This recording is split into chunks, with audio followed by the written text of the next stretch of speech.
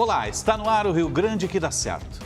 No programa de hoje vamos falar sobre literatura, um dos mais conhecidos escritores gaúchos que está lançando o livro O Dicionário de Carlos Nejar, O Homem do Pampa. Estamos recebendo com muita satisfação jornalista, escritor, poeta, publicitário Luiz Coronel. Seja bem-vindo ao Rio Grande que dá certo. Muito obrigado pela honra, abrir esse espaço tão nobre para que eu possa pensar e dizer com vocês. Maravilhoso ter você aqui no nosso Rio Grande que dá certo. Nessa bancada também conosco, colega Sérgio Stock, do Band Cidade, das rádios do Grupo Bandeirantes. Obrigado mais uma vez, Sérgio. Obrigado a você, Osíris. Prazer estar aqui. Bom, tem uma indicação à vista aí, que é a Academia Brasileira de Letras, uma cadeira vaga. Como é que está se construindo esta indicação gaúcha, Luiz Coronel? Foi o carinho de alguns acadêmicos me recomendando. Mas a primeira coisa que eu devo pensar é que o Rio Grande do Sul é a hora de estar presente.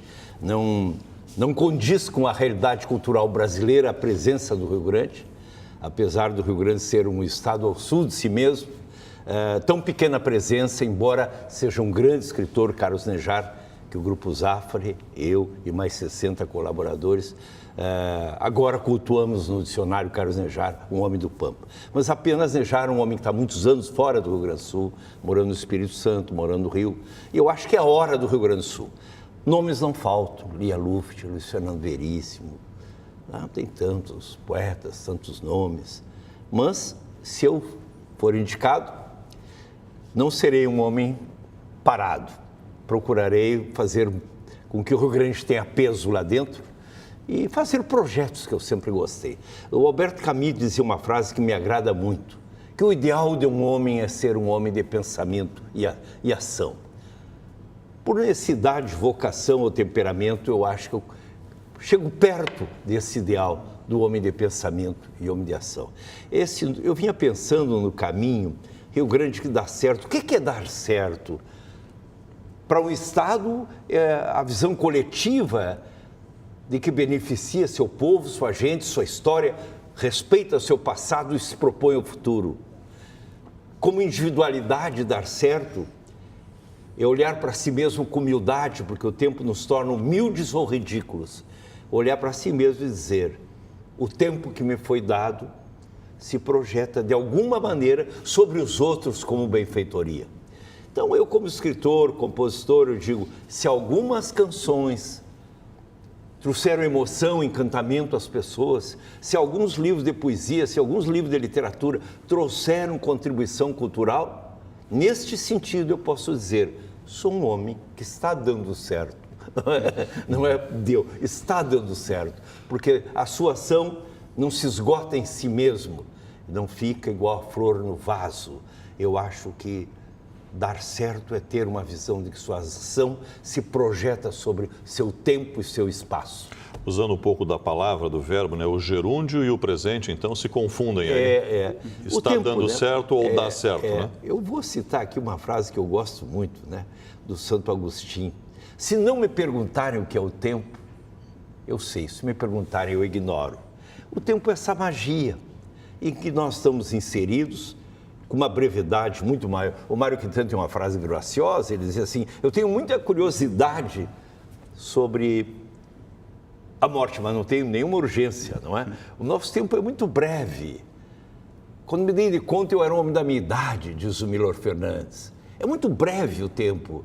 Então, eu hoje, por exemplo, eu tenho muito mais ansiedade de ficar até as 2 da madrugada na biblioteca, pesquisando, escrevendo, porque eu sei que o meu tempo hoje é breve. A minha gasolina vai até Florianópolis, talvez não vá até a Bahia, não é? Então, tu tem que fazer render, não é? Como é que tu vê o mundo moderno? Vou te citar um filósofo francês. Hoje o que é não é mais, o que vai ser não é, ainda não é. Hoje o que é não é mais e o que vai ser ainda não é. A revolução da informática é um tsunami. Nada será como antes, dizia aquela música. Não me lembro quem cantava, se lembra?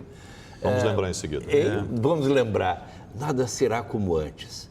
É uma verdadeira implosão no mundo. Tudo é sucata, né? Só os artistas, somos atropelados só dia a os dia. artistas conseguem saborear uma fatia da eternidade, as obras de arte. As ideologias todas são filhas do ventre do século XIX. Estão todas elas com cheiro de sucata. As pessoas estão morrendo por utopias e ideologias que estão com cheiro de corega e naftalina. Esta é a minha visão do tempo. As estações não vestem espartilho. Os dias não vêm de galocha. E eu vou citar uma frase de Shakespeare. O tempo abana para quem parte e abre os braços para quem chega. Eu acho que esta é a minha visão.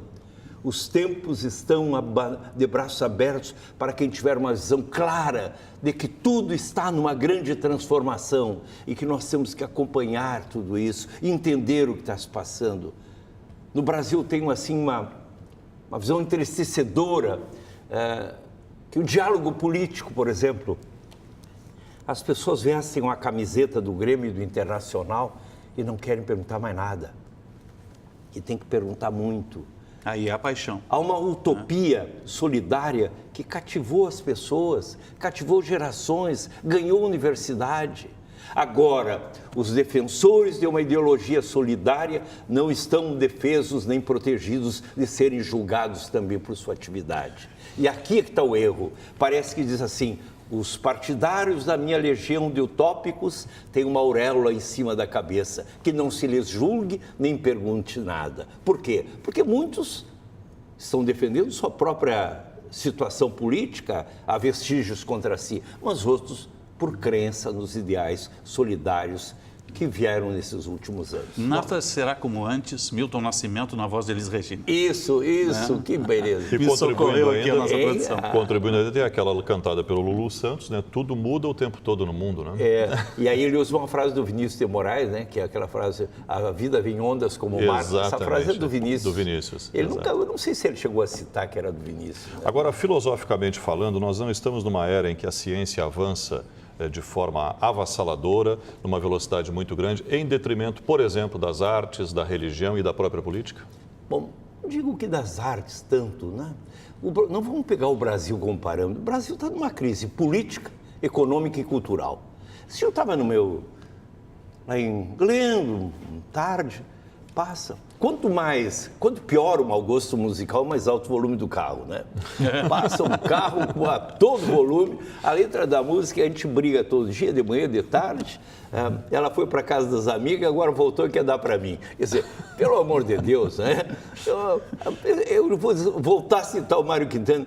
Esses meninos não leem o Álvares de Azevedo, não leem os melhores poetas românticos, pelo menos saber fazer uma criação poética. Vem cá, pelo amor de Deus, vamos pegar uma geração que deu Chico, Caetano, Gil. Mas nós temos gerações digitais que leem menos ou leem quase nada. Mas não acho. Como é que o professor trabalha isso? Não vou culpar a geração polegar. Porque eu ainda sou da geração dedo duro, eu ainda escrevo com o dedo, né? A geração polegar é essa né? A geração polegar ela vai ter novas manifestações, novos estilos. Por que existe uma música de Mozart? Porque se dançava elegantemente no palácio. Por que surge o rock? É porque o mundo é um mundo de urgências e pressa.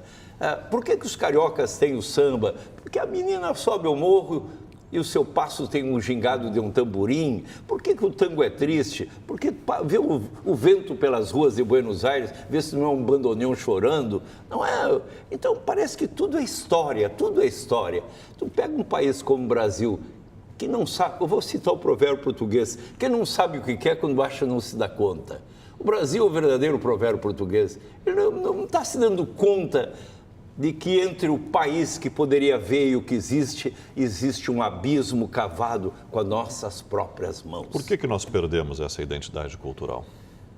Perdemos a identidade cultural, a econômica e a política, e o fenômeno é um só. Eles não se separam. Juscelino Kubitschek, um tempo de otimismo, vem a Bossa Nova, vem Oscar Niemeyer revolucionando a arquitetura do mundo. A minha arquitetura é cheia de curva como as montanhas brasileiras, como o corpo das nossas belas mulheres, dizia Oscar Niemeyer. Vocês não se assustem da minha memória, viu?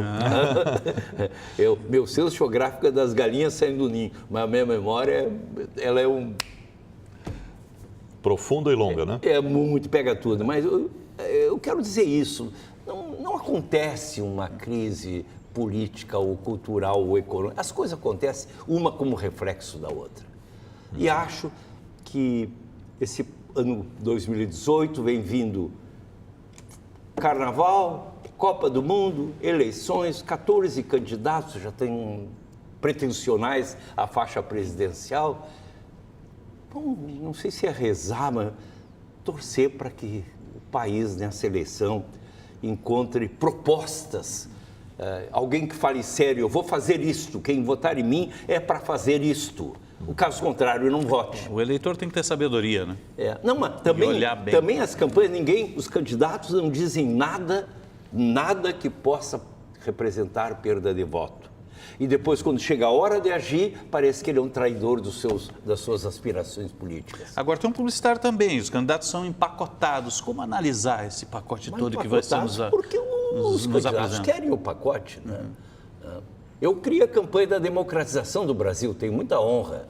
MDB, você sabe por quê? MDB, o povo de novo. Era as frases para aquela época. Eu tenho muita honra, a maior honra que eu tenho como publicitário é ter criado as campanhas do Zafari, o pessoal disse que zafarizou a propaganda brasileira, e a campanha da democratização do Brasil. Se eu pudesse fazer uma nova campanha, eu nunca quis ser marqueteiro, embora tenha sensibilidade para isso, professor de política durante 14 anos, nunca aceitei esse cargo, porque eu conheço bem os meandros dele, mas se eu pudesse criar uma campanha hoje era: quem vota em corrupto, corrupto também é.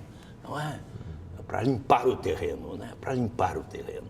Se eu pudesse criar, essa seria a minha campanha. Agora, nós temos uma sociedade hoje preparada do jeito que a gente está, né? Com as crises política, econômica, cultural bem citadas aqui.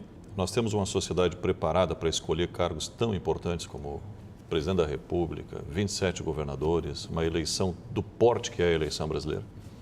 Tu está tocando, no primeiro lugar, dupla face. O que é não é mais. O Estado não tem mais capacidade de atender às demandas sociais do Brasil, na América Latina, nos Estados Unidos, na Europa. Os Estados perderam o fôlego de serem regentes das massas e das suas multidões. Perderam a batuta, não tem mais. As formas de representação talvez venham a chegar através da internet. Algo terá que mudar. Os parlamentos são cernis e arcaicos, são de uma perda de tempo memorável e de uma despesa incomensurável. O povo já sabe disso e se desgosta com isso. Nós temos 500 deputados que vão na terça e voltam na quinta e tomam um café e discutem política no hotel. Poucos são os de fato que ficam trabalhando em projetos, discutindo projetos. Nós temos um Senado que pouquíssimas razões para ser, que discute o já discutido, aprova o que já foi aprovado, desaprova o que já foi desaprovado. Então, a gente sente no ar que existem políticos vigorosos, cheios de ímpeto de colocar o país nos trilhos, mas que as partituras estando erradas, ninguém toca bem na orquestra. Quando as partituras são erradas, ninguém toca bem na orquestra. Mas nesse cenário tem muito espaço para poesia, a gente vai conversar mais sobre isso daqui a pouquinho. Eu vou pisar melhor nesse terreno, viu? Então vamos fazer um intervalo, em seguida a gente volta com o Rio Grande que dá certo, conversando hoje com Luiz Coronel. Fique conosco.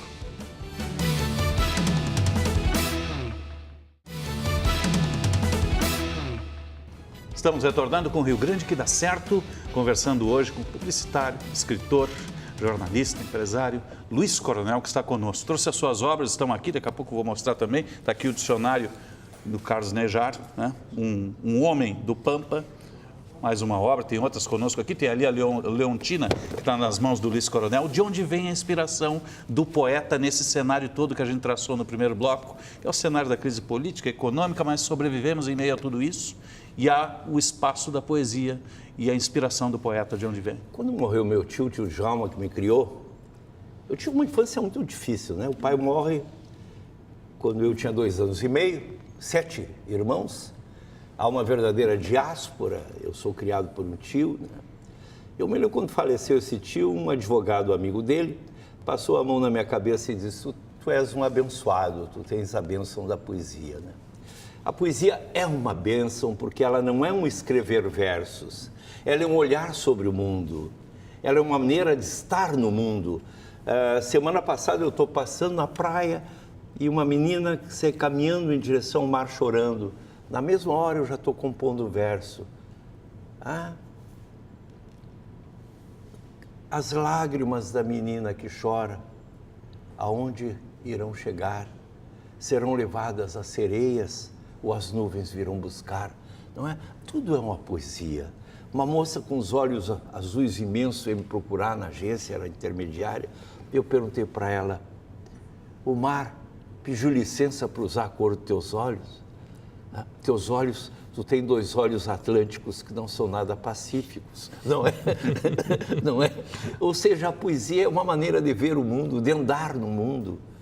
Por exemplo, quando eu escrevi Leontina das Dores, é muito gracioso, e aqui vem um provérbio húngaro, a verdade não tem pressa, quem tem pressa é a mentira. Eu escrevi esse canto de Leontina nos anos 70. Ficou a bela adormecida, Leontina. A Fafá ouviu e disse, eu quero gravar. Juntou-se Orquestra Sinfônica, maestro Evandro Matê, Alexandre Ostrovsky, Borghettino. Nasceu esse trabalho aqui, que eu tenho muita honra pelo cuidado, pela qualidade do resultado final. O que é isso? Um homem pensou sobre a alma da mulher gaúcha. E olha que eu sou de Bagé, terra onde os homens não comem mel, comem abelha. Não é? Mas mesmo assim eu tive um surto feminino, né? E escrevi sobre a alma da mulher gaúcha. Ela esperando o filho, a colina de meu ventre agora se fez montanha. A vida que me aninha, por onde eu for me acompanha. Estenderei no aramado alvos coelhos e alvas fronhas, para que pensem que minha casa pousam garças e cegonhas. Ou seja, eu caminho vendo uma mulher, desde a sua opressão até a sua libertação, dentro da campanha gaúcha, dentro da alma do Rio Grande do Sul, da evolução do Rio Grande do Sul. Gaudêncio Sete Luas é o homem do Rio Grande do Sul. O Alto de Natal contemporâneo que eu escrevi é o Natal reivindicando piedade, não essa euforia frívola que se confere. Se perguntar para as crianças quem é o Menino Jesus e quem é o Papai Noel dá 9-0, 7-1, igual a Alemanha, né? Papai Noel vai dar um 7-1 no Menino Jesus. Então, tu está no mundo, tu está sentindo a aflição do mundo, a inquietação do mundo, teu papel é criar também sobre isso. Às vezes docemente e às vezes amargamente. Eu já estou com muita idade. Eu criei um poema sobre a morte esses dias. Quando eu morrer, minhas cinzas na praia podereis depositar. Onda após ondas, as ondas do mar virão me buscar. E um menino junindo areia e cinzas, um castelo há de edificar. E eu serei príncipe, serei rei, até que as ondas do mar venham me buscar. No labirinto dos caracóis, a minha cinza vai ficar. E se quiseres me ouvir de novo, ouve a partitura das ondas, o assobio do vento e o canto das sereias nas noites de luar. Eu estou falando sobre a morte. Maravilha. E tu começa a conviver com a morte. E eu já troquei de agenda de guia, porque de tanta cruz que ela tinha. São amigos, e amigos foram embora. O Leopoldo Racia, meu intérprete, meus amigos. À medida que o tempo passa, tu tem essa visão da fragilidade da vida. O Marcelo Zafre, um amigo maravilhoso que eu tive na minha vida. Amigo, companheirão meu, a gente ria junto. Ele debochava de mim, eu dele. Agora, Luiz Coronel está chegando em 2018 aos 80 anos, cheio de saúde, né? E de vida, né? De vitalidade. E produtivo. E né? Produzindo, trabalhando. Né? Esse ano tem um projeto, vai ser o lançamento de Leontina das Dores no Teatro São Pedro, junho e julho no Teatro São Pedro. Eu escrevi a Comédia Gaúcha, que são 5 volumes, o 5º volume deve sair o ano que vem. Tem quase 200 causos sobre o humor do gaúcho, aquela maneira graciosa, sem palavrão, graciosa por si, né, do gaúcho, né? São 200 causos, né? Os personagens, Major Epaminondas curso em tudo que é velório, e quando já vai girar a borboletinha amarela, ele vai se aproximando e puxa oratória, e num discurso ele disse: Coronel Messias, dormirás entre as nuvens e será brisa o teu cobertor. E caiu a dentadura no caixão e criou aquele constrangimento geral e ele disse: Coronel Messias, levas meu último sorriso. Esse caos gaúcho não pode ser perdido. Isso é maravilhoso, não né? pode. São 200 causos. E agora um grupo de teatro, a Fernanda Carvalho Leite, o Elton Saldanha, o querido Levitan, todos eles vão se reunir para montar a peça para estrear esse ano a Comédia Gaúcha. Trazendo esses causos e montando um cenário e uma continuidade, não é? Oscar Schmidt é o ator principal conduzindo a narrativa, né? Então eu estreio também no teatro. Mas eu gosto muito de me desfazer das pompas de empresário ou de qualquer coisa que a vida tenha me engalanado. Esse ano, inclusive, fui convidado a ser candidato a senador e a minha filha Melina disse, olha, eu boto uma corrente na porta para não sair de casa. Não é? A vida está feita com teus livros, com teus amigos, com a tua agência matriz, com teus sócios. Não falta essa tribuna ainda? Hein? Porque os bons devem ocupar a tribuna, né? Eu me daria bem nesse debate, eu acho. Mas não sei, chegaria lá, eu seria um estranho no ninho, né? Aqueles caras, imagina um Renan Calheiros, imagina. Aquilo ali conhece os meandros, as sombras, as cambotas e as reviravoltas de tudo. Não é a virtude que tem triunfado na política brasileira. A virtude tem ficado de córcoras, né? Esse imaginário da Revolução Farroupilha atrapalha o gaúcho ou beneficia ou ajuda no dia a dia dele? Eu sempre achei que a Revolução Farroupilha é preciso celebrar de uma forma consciente. Esse negócio de amor febril, eu acredito muito mais em amor consciente. Se tu chegares com uma câmara lá no acampamento Farroupilha e perguntar quem foi Antônio de Sousa Neto, talvez muito gaúcho largue a faca e o churrasco saia disparando. Né? A minha contribuição, o meu desejo foi criar um livro que seja um poema que começa cabeça, tronco e membros na Revolução Farroupilha, uma linguagem extremamente acessível.